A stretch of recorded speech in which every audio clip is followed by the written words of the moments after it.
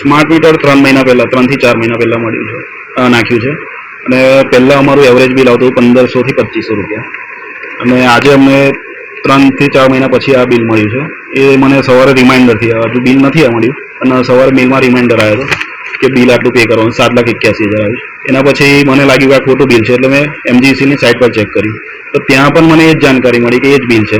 અને એના પછી મેં કસ્ટમર કેરમાં કોલ કર્યો તો એ લોકોએ કીધું કે આ જ બિલ છે તમારું. તો મેં કીધું આ ખોટું બિલ છે, મારું એવરેજ આટલું આવતું હતું ને આટલું કેમ?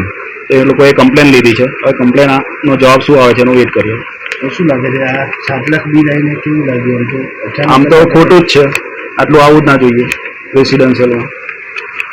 લાગે છે MGECને મોટું છોડાયું છે, કારણ કે આનાથી જ આપણે ગ્રાહકો સ્માર્ટ મીટર નાખતા ડરી ગયા છે. હા, એ ડરશે જ, કારણ કે આવું બિલ આવે રેસિડેન્શિયલમાં અને એટલો યુઝેસ ના હોય, અને આટલું મોટું બિલ આવ્યું સ્માર્ટ મીટર, એ લોકો ગભરાશે નખાવતા.